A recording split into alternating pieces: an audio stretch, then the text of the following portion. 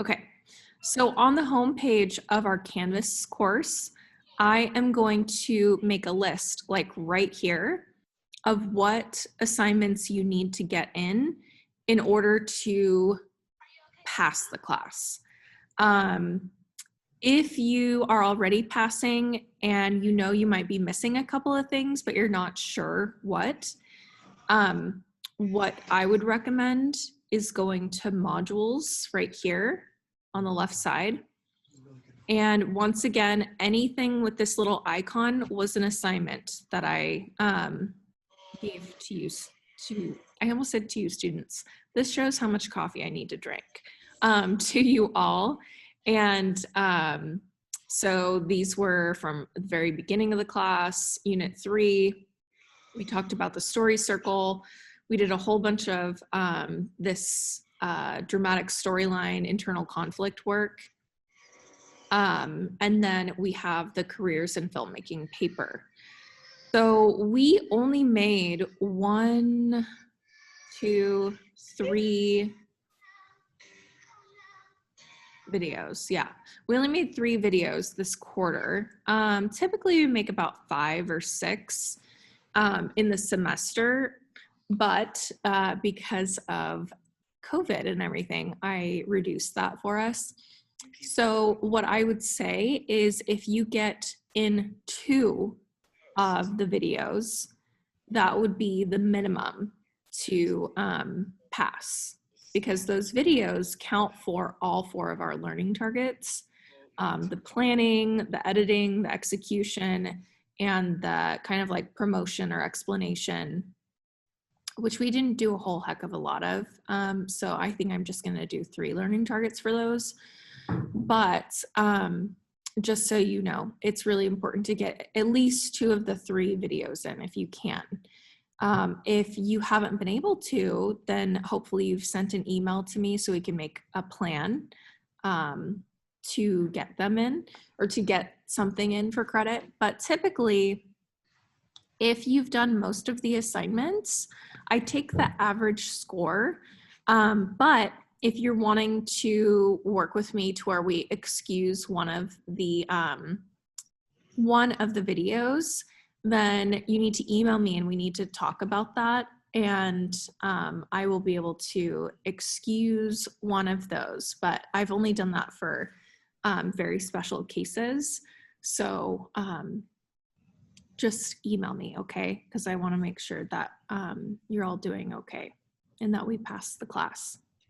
Let me see if there's anything. Yep, name in chat, perfect. Every time someone puts their name in the chat, I get this little like ping. I'm like, oh, is someone asking a question?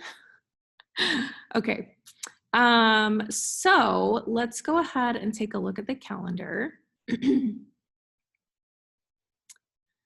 Right here. So for our agenda, I actually made our paper due on Monday.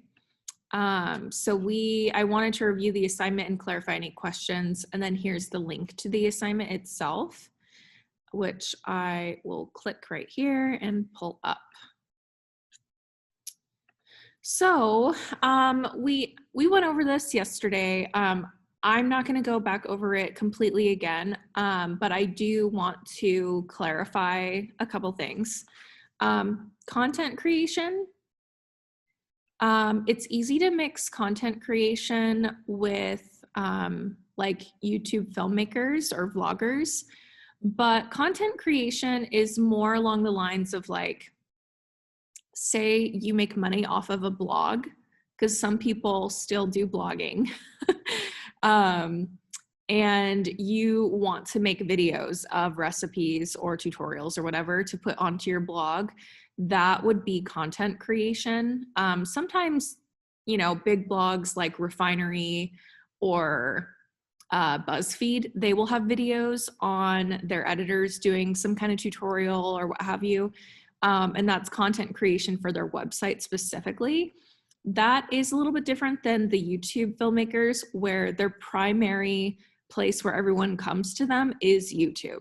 They don't really have a website where they put their content. They might, but they live mostly on YouTube. So that was the main difference. I just wanted to make sure I clarified that in case you were doing some research and you're like, I don't really know what she's talking about here. So I thought about that when I was driving here. I'm like, oh, I should clarify that. So for the rest of these questions,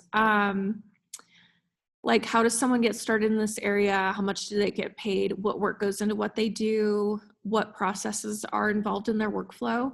I just want to mention that typically you can find a lot of YouTube videos where people talk about this. So Peter McKinnon, for example, if you were like, oh, I really want to become a YouTube filmmaker, Peter McKinnon has a lot of videos talking about how he got started, how much money you can get paid doing this kind of stuff. What does his workflow look like? What is his process from start to finish on a project? And so you are able to find this information, but the thing about it is that you have to do a little bit of digging, and that is part of the work. When I first started in photography and I wanted to figure out how someone became a wedding photographer, I spent hours upon hours, not saying that it'll take you this much time, but I spent a lot of time looking through other wedding photographers' blogs, looking at the gear that they used, how they edited, all of that stuff. And that was actually a better resource for me than just going on and reading some article. Because you can read articles where people kind of guess at this stuff, but it's better to get this information from the mouths of the people who are actually doing it, right? Because in the industry, things change all the time. Like, who would have thought you could have made a ton of money becoming a YouTube star? Like when I was growing up, that wasn't even a thing. So there are jobs that are being created right now that you may not think you can make money at, but people are going to make money at it soon. So that's why it's really important to find someone online that is actually doing this kind of work and getting the answers from them. And usually it's on YouTube, it's them doing some kind of a Q&A. So if you do have trouble finding these answers, just let me know, and I can help do some digging with you, and we can find those answers, okay? So that's all I've got for you guys today, because I really want you to start working on this paper, start doing the research for it.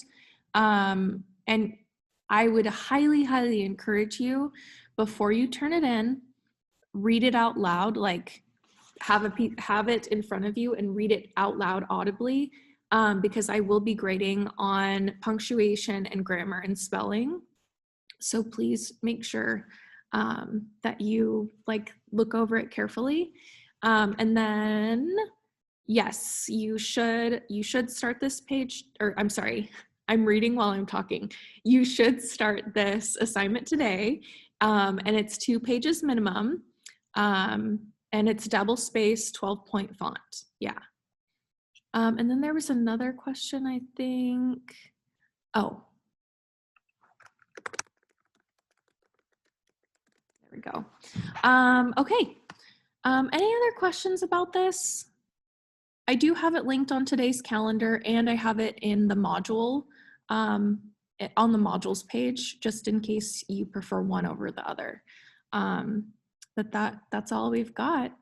If you need to check in with me tomorrow, I have office hours. I can hop on Zoom with you, and then I will see you all on Thursday.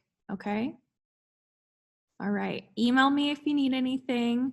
Other than that, we're good to go. All right. Bye, everyone. Have a good day.